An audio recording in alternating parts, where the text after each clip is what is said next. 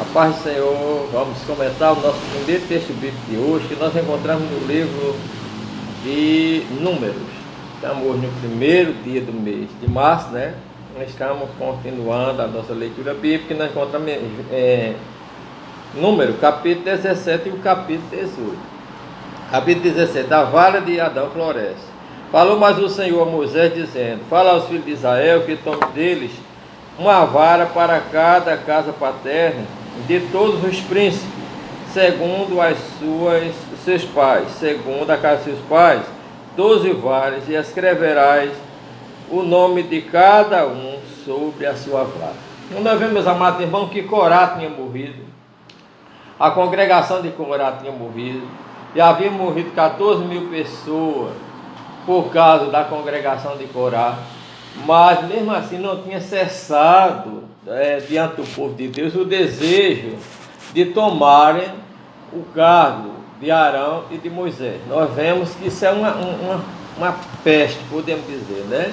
Toda a vida houve pessoas que não têm chamada por Deus, ou não chegou, até tem, mas não chegou a hora ainda, mas ele fica com ciúme, com inveja daqueles que estão na frente, procura se tornar insubmisso, resistir, criticar, falar dos que estão na frente, que seja pastores, igreja, pastor presidente, pastores regionais, líder de departamento, ou mesmo oficiais da igreja. As pessoas muitas vezes passam a desprezar a liderança porque eles anseiam tomar o lugar dessa liderança. Isso é inaceitável, uma coisa dessa. Já tinha morrido Corá, você vê que aí Miriam foi castigada, Arão também foi castigado, né? E será castigado por isso no decorrer disso aqui. Mas nós vemos que Corá foi castigado, a congregação de Corá, morreram 14 mil, mas ainda havia pessoas desejando o cargo e a função de Arão. Então Deus disse: fala aos filhos de Israel que cada um traga uma vara representando as suas tribos, os príncipes da sua família, 12 varas. E Arão também terá a sua, só que a vara de Arão será pela casa de Levi. E coloque ela na tenda da congregação, no lugar que eu apareço, e a vara que florescer, então esta tribo e este homem é o que eu apresentei, ou chamei para fazer a obra de Deus. Então nós vemos, meus amados irmãos, é o que eu chamei. Então a partir daí nós vemos que foram colocadas as varas no santuário, e nós vemos que Moisés, no dia seguinte, entrou no templo de Deus e houve um milagre. Vamos ver o versículo 8. Sucedeu, pois, que no dia seguinte Moisés entrou na tenda do testemunho, e eis que a vara de Arão pela casa de Levi florescia. Primeiro floresceu, e além disso ela produziu flores, ela botou renovo, folha, e botou fruto, botou amêndoa. Olha, irmão, que é um milagre, isso é um milagre. Não já pensou que é uma vara colocada num dia, aí no dia seguinte ela nascer folha, flores e dar fruto? Só um milagre de Deus. Aí Deus disse: Moisés, você traga essas varas para que você faça cessar a murmuração dos filhos de Israel contra mim, porque ele murmura contra vós. Veja, irmão, aqui o versículo 5. Quando nós estamos falando mal do nosso pastor, da nossa liderança, do nosso chefe de departamento, a gente está falando mal de Deus. Quem resiste à autoridade dos pastores, do homem que Deus colocou na frente do ministério, não está resistindo ao próprio Deus. Então nós vemos que muitas vezes Deus que destruiu o povo, porque o povo falou, murmurou contra Moisés e contra Arão.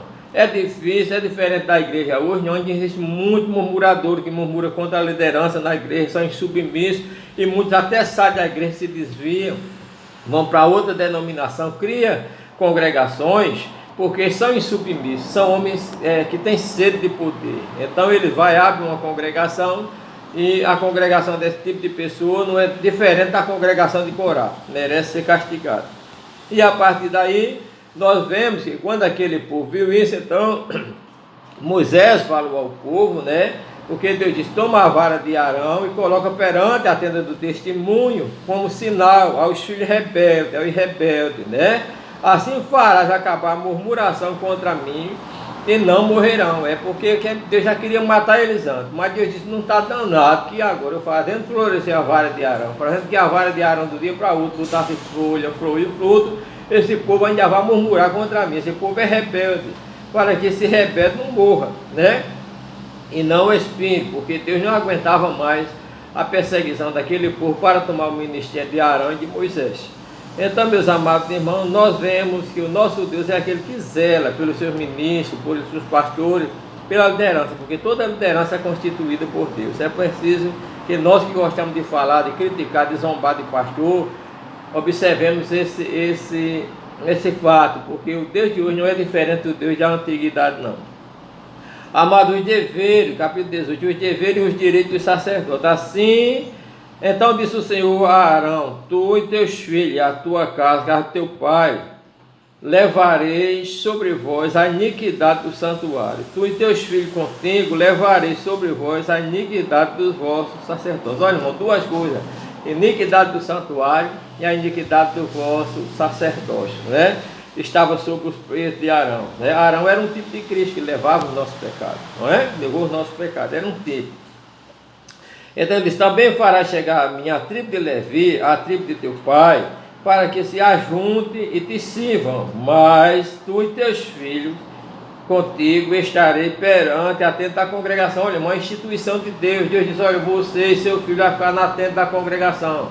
Agora você pega os levitas da sua tribo, bota ele para se ajunte, que some, para lhe ajudar. Esse povo não era para passar por cima da ordem e querer tomar a posição de Arão, era para ele se auxiliar, ajudar. Salmista Davi diz: o Senhor está comigo entre aqueles que me ajudam. Irmão, é um prazer para você ajudar seu pastor, ajudar seu líder de departamento, ajudar a pessoa que está na frente, porque eles são constituídos por Deus, e isso deve ser motivo de muita alegria. No verso 3, 18: e eles farão a guarda de toda a tenda, mas não se chegarão aos utensílios do santuário e ao altar, para que não morra, tendo ele, tanto ele como vós. Mas se ajuntarão a ti, farão a guarda da tenda da congregação e o ministério da tenda, e o estranho não poderá chegar a ele, né? E vós me farei guarda do santuário e a guarda do altar, para que não haja outra vez furor sobre os filhos de Israel. Então a função de Arão e seus filhos era fazer a guarda da tenda, da parte de dentro, da parte do santuário. A parte dos levitas era auxiliar, ajudar o seu pastor Arão, que era o sacerdote, naquilo que ele precisasse, principalmente guardando, conduzindo, armando, desarmando, ornamentando, provendo as coisas necessárias para o funcionamento do templo. É necessário, irmão, que cada um de nós saiba ficar no nosso lugar. Paulo diz: cada um fique na vocação que foi chamado. Para nós é alegria estar na igreja, é alegria ser crente, somente crente, ser membro da igreja, servir a Deus através de nossos pastores, honrar os nossos pastores, a nossa liderança, e servir a Deus, né, através dele. A Bíblia diz assim, irmão, que ele, os sacerdotes, foram dados como dávida de Deus, pois nós devemos honrar o nosso pastor. Não é brincadeira, Deus dá pastor à igreja, Deus dá liderança, presbítero, diácono, evangelista, porteiro, auxiliar de trabalho, líder de departamento, tudo para servir a nós. E a gente ainda vai, meus amados, menosprezar, fala mal dessas pessoas. Essas pessoas trabalham de graça, não ganham salário. Louvemos a Deus pela vida da nossa liderança, irmão, e oremos por ele, para que Deus abençoe grandissimamente. Eles foram dados por Deus como dávidas, né? Para servir a Deus, para nos servir, para que nós possamos oferecer a nosso Deus um culto bem melhor. Amém? Que Deus abençoe os irmãos. Nós vemos aqui ainda o versículo de 29: de todos os vossos dons oferecerei oferta alçada, o melhor deles a sua santa parte, né? Então nós vemos que Deus também determinou que eles, aqui no capítulo 30, comereis no lugar que nas vossas casas, porque o vosso galardão é pelo vosso ministério na tenda da congregação. Então Deus mantém. É necessário que o pastor coma. A Bíblia diz que nós não devemos reter a boca ao boi que debulha, nem pedir que aquele que semeie coma. O boi precisa de comer. E o pastor também que vive do altar deve comer do altar. Por isso deve ser dado dízimo e oferta, melhor do que você tiver, dízimo, oferta. Que Deus te abençoe. Abençoa também teu pastor e teu líder. Amém? Que Deus abençoe os irmãos.